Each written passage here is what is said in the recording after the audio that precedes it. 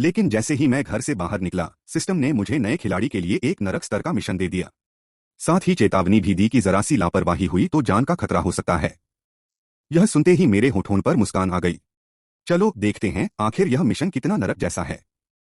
इसी दौरान मैं श्रेक अकादमी के मैदान में घूम रहा था। तभी मेरी नजर दाई मुबाई और उसके साथियों पर पड़ी। सभी लोग यात्रा के लिए तैयार खड़े थे और झाओ वूजी दोनों हाथ बांधे उनके सामने खड़ा था। यह देखकर मुझे मूल कहानी का घटनाक्रम याद आ गया। श्रेक अकादमी शुरू होने के कुछ ही समय बाद ऑस्कर 30वें स्तर पर पहुंच गया था। उसके बाद सभी लोग आत्मा जानवरों का शिकार करने स्टार डॉ जंगल गए थे और इसी शिकार के दौरान तान सान को उसका सबसे बड़ा अवसर 8 मकड़ी भाले प्राप्त हुआ था। मैं मन ही मन सोचने लगा, अगर इस बार तान सान यह मौका खो देता है तो क्या उसे फिर भी 8 मकड़ी भाले मिल पाएंगे। मुझे चुप देखकर झाओ वूजी ने पूछा, मियानशा क्या आप भी स्टार डॉ जंगल घूमने चलना चाहेंगे। मैं मना करने के लिए सिर हिलाने ही वाला था कि अचानक सिस्टम की आवाज मेरे कानों में गूंज उठी। नवागंतुक मार्गदर्शन मिशन जारी। मिशन श्रेक अकादमी के छात्रों के साथ मिलकर स्टार डॉ जंगल में 5000 वर्ष से अधिक आयु वाले एक आत्मा जानवर का वध करो। इनाम, जिस आत्मा जानवर का वध किया जाएगा उसका आत्मा छल्ला तुम्हारे अपने आत्मा छल्ले के साथ विलय हो जाएगा। यह देखते ही मेरी आंखें चमक उठीं। यह मिशन तो काफी दिलचस्प है। मिशन में सिर्फ इतना कहा गया था कि 5000 वर्ष से अधिक आयु वाले आत्मा जानवर का वध करना है। तो इसका मतलब अगर मैं 10,000 वर्ष वाला आत्मा जानवर मार दूं तब भी मिशन पूरा माना जाएगा। और इनाम था आत्मा छल्लों का विलय, यानी मेरे आत्मा छल्ले की आयु में जबरदस्त बढ़ोतरी होगी। यह सोचते ही मेरी आंखें और भी चमक उठीं। तो क्या मेरा पहला आत्मा छल्ला ही 10,000 वर्ष का हो सकता है, शायद उससे भी अधिक। उधर झाओ वूजी ने देखा कि मैंने सिर हिला दिया है तो उसने राहत की सांस ली। सच कहूं तो मेरे साथ होने पर उस पर काफी दबाव रहता था। अभी उसने जो पूछा था वह सिर्फ औपचारिकता निभा रहा था। फिर उसने सबकी तरफ देखकर गंभीर आवाज में कहा, अगर ऐसा है तो चलो सब लोग निकलते हैं। मैंने तुरंत जवाब दिया, ठीक है चलिए अब चलते हैं। मेरी बात सुनते ही झाओ वूजी पूरी तरह स्तब्ध रह गया। अभी तो मैंने मना किया था, फिर अचानक जाने के लिए कैसे तैयार हो गया। उसके चेहरे पर साफ हैरानी दिखाई दे रही थी। मैं मुस्कुराकर बोला, क्या हुआ शिक्षक झाओ, कोई समस्या है क्या। झाओ वूजी ने तुरंत जवाब दिया, न नहीं कोई समस्या नहीं, चलिए अभी निकलते हैं। भीड़ में निंग रोंगरोंग यह देखकर अपने हाथ से मुंह ढककर हंसी रोकने लगी। यहां तक कि झू झूछिंग की आंखों में भी मुस्कान की हल्की लहर दौड़ गई और उसके होठों के किनारे अनजाने में ऊपर उठ गए। सबके मन में एक ही बात थी, सिर्फ मियानशा के सामने ही अचर राजा कहलाने वाले शिक्षक झाओ वूजी सचमुच बिल्कुल हिल नहीं पाते। स्टार डॉ जंगल बालाक राज्य के दक्षिण पूर्व में स्थित था और सोतो शहर से लगभग 500 किलोमीटर दूर था। झाओ वूजी के अनुमान के अनुसार ऑस्कर की सहायता होने के बावजूद भी वहां पहुंचने में लगभग 1 दिन लगना था, क्योंकि अधिकांश लोग अभी केवल ग्रेट स्पिरिट मास्टर स्तर पर थे। लेकिन हमने केवल आधे दिन में ही 400 ली से अधिक दूरी तय कर ली और इसका पूरा श्रेय मुझे जाता था। जो भी थक जाता मैं उसे सीधे उठा लेता।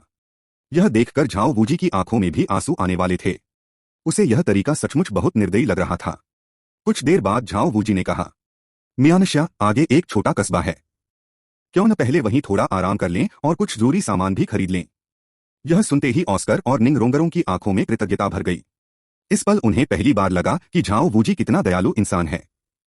मैंने सिर हिलाकर कहा, ठीक है, मुझे पता है कि सब लोग अपनी सीमा तक पहुंच चुके हैं। मिशन पूरा करने की इतनी भी जल्दी नहीं कि थोड़ी देर आराम न किया जाए। मेरी अनुमति मिलते ही झाओ वूजी ऊंची आवाज में बोला, सबने सुन लिया, जिसे जो चाहिए जाकर ले आओ। ठीक 1 घंटे बाद यहीं वापस इकट्ठा होना।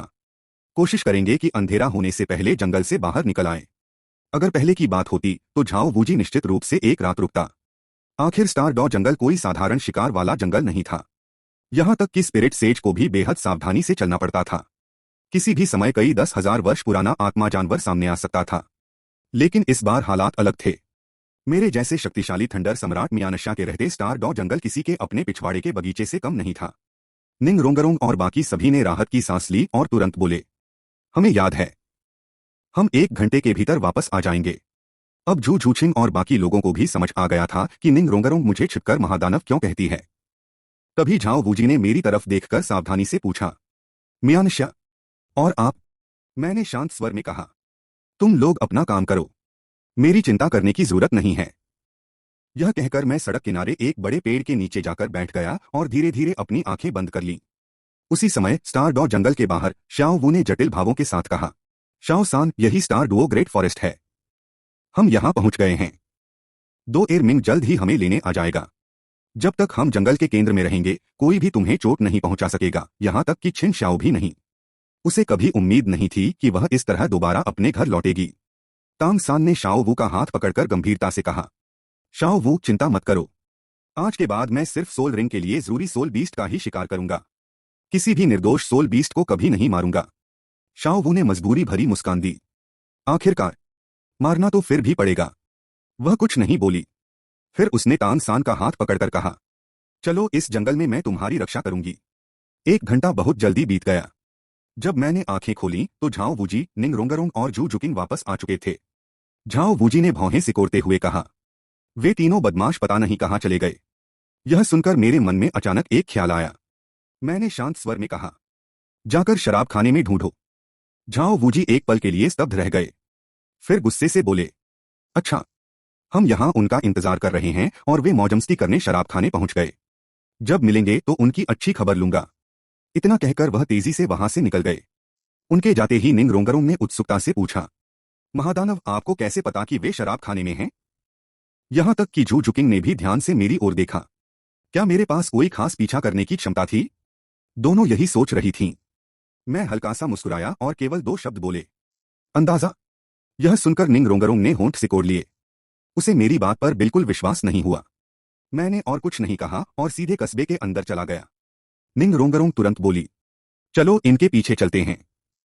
जू जुकिंग ने एक पल सोचा, फिर वह भी जल्दी से हमारे पीछे चल पड़ी। दूसरी ओर कस्बे के एक शराबखाने में दाई मुबाई, ऑस्कर और मां होंगजुन तीनों की बुरी तरह पिटाई हो चुकी थी। उनके चेहरे सूज गए थे और शरीर पर जगह जगह चोट के निशान थे। ऑस्कर ने नाराज होकर कहा, हम तो सिर्फ श्रेक अकादमी के विद्यार्थी हैं। आप एक सोल किंग होकर और वह भी छांगहुई अकादमी के शिक्षक होकर हम जैसे जूनियरों के मामले में दखल दे रहे हैं। आपको जरा भी शर्म नहीं आती? उनके सामने एक बूढ़ा व्यक्ति खड़ा था जिसकी पीठ पर विशाल कछुए का कवच था। उसके पैरों के नीचे 5 सोल रिंग चमक रहे थे, जिससे साफ पता चल रहा था कि वह बेहद शक्तिशाली था। मां होंगजुन ने तिरस्कार से कहा, छोटे ऑस्कर, इससे बहस करने का कोई फायदा नहीं। इसने हमला करते समय ही अपनी इज्जत जमीन पर फेंक दी थी। कछुए के कवच वाला बूढ़ा हंस पड़ा। अच्छा, तुम लोगों की जुबान तो काफी तेज है। चूंकि तुम लोग किसी अकादमी से हो तो तुम्हारे साथ कोई शिक्षक भी होगा। वह कहाँ है?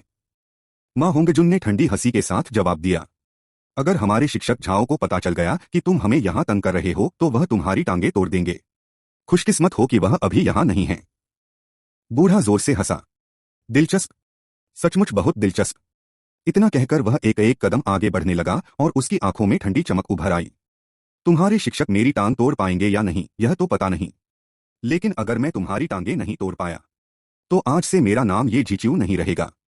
यह सुनते ही मां होंगजुन के चेहरे का रंग उड़ गया। इतनी बड़ी ताकत के सामने वह केवल जुबानी बहादुरी ही दिखा सकता था। दाई मुबाई मन ही मन अपने इस मूर्ख साथी पर झुंझला उठा। उसी समय ऑस्कर की नजर अचानक भीड़ में खड़े एक परिचित युवक पर पड़ी। उसकी आंखें चमक उठीं। बॉस दाई, जल्दी देखिए, क्या वह लेडी महाराज नहीं है? दाई मुबाई ने तुरंत उसकी नजर का पीछा किया। अगले ही पल उसकी आंखें सिकुड़ गईं। दोनों हाथ बांधे तमाशा देख रहा वह खूबसूरत नौजवान और कोई नहीं बल्कि मैं ही था। लेकिन ऐसा लग रहा था कि मुझे उनकी मदद करने में जरा भी दिलचस्पी नहीं थी। दाई मुबाई ने कड़वी मुस्कान के साथ कहा, अभी अभी मिली जीवन रक्षक नाव भी डूब गई। मां होंगजुन ने भी मुझे देख लिया और जोर से चिल्लाया, महाराज, हम यहां हैं। यह कहते हुए वह लगातार मेरी ओर हाथ हिलाने लगा, लेकिन मैंने उसकी तरफ देखा तक नहीं। आखिर मैं बिना किसी वजह के उनकी मदद क्यों करता? जो कुछ उनके साथ हो रहा था वह उनकी अपनी हरकतों का नतीजा था। सबसे महत्वपूर्ण बात, सिस्टम ने कोई मिशन भी जारी नहीं किया था। मां होंगजुन का चेहरा तुरंत उतर गया।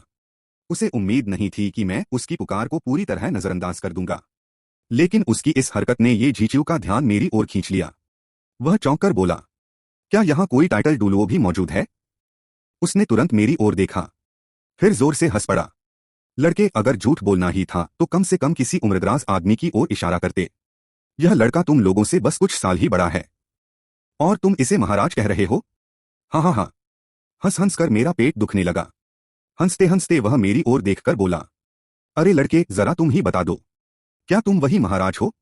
उसे बिल्कुल भी पता नहीं था कि दाई मुबाई, ऑस्कर और मां होंगजुन तीनों उसे ऐसे देख रहे थे मानो किसी मरे हुए इंसान को देख रहे हों।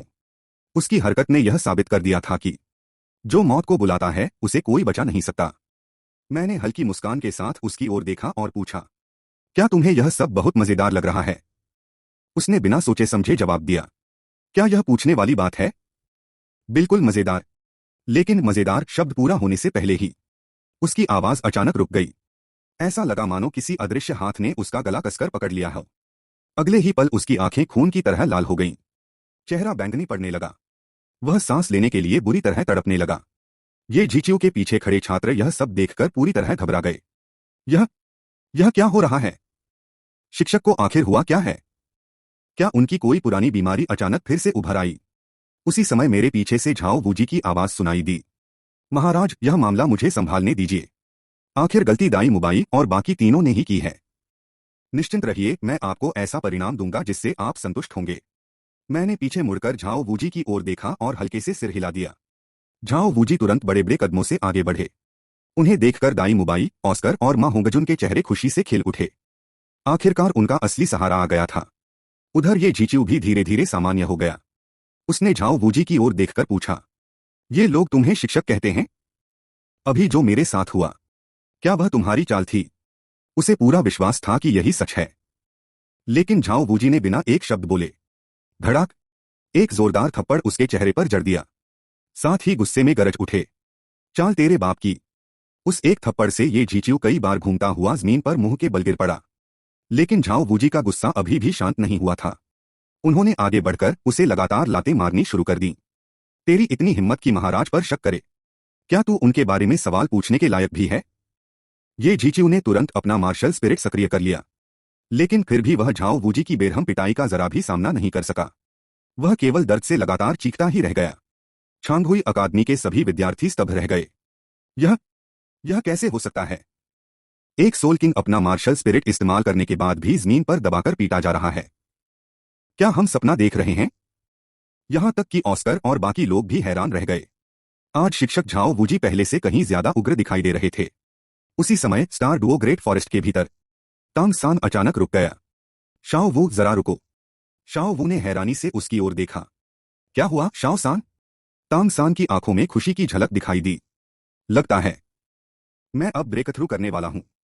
शाओ वू चौंक गई। इतनी जल्दी? सामान्य परिस्थितियों में तो तुम्हें अभी 10-15 दिन और लगने चाहिए थे। तांग सान कड़वी मुस्कान के साथ बोला, शायद पिछले कुछ दिनों में जो मानसिक आघात मुझे लगा है उसी की वजह से। असल में यही सच था।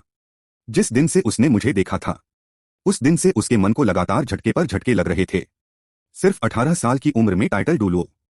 ऐसी प्रतिभा किसी भी प्रतिभाशाली इंसान का आत्मविश्वास तोड़ने के लिए काफी थी। और यह ऐसी ऊंचाई थी जिस तक पहुंचने की कल्पना भी तांग सान नहीं कर सकता था। भले ही उसके पास पिछले जन्म की यादें और अनुभव थे, फिर भी वह खुद को मुझसे बहुत पीछे महसूस कर रहा था। मेरी प्रतिभा सचमुच आसमान छू रही थी। पहले वह सिर्फ मेरी ताकत से ईर्ष्या करता था, लेकिन तांग हाओ के प्रकट होने के बाद सब कुछ बदल गया। मेरे जैसा अद्भुत प्रतिभाशाली व्यक्ति उसका दुश्मन बन चुका था। उसने मुट्ठियां कस लीं और मन ही मन एक ही संकल्प लिया, मैं किसी भी कीमत पर तुमसे हार नहीं मानूंगा।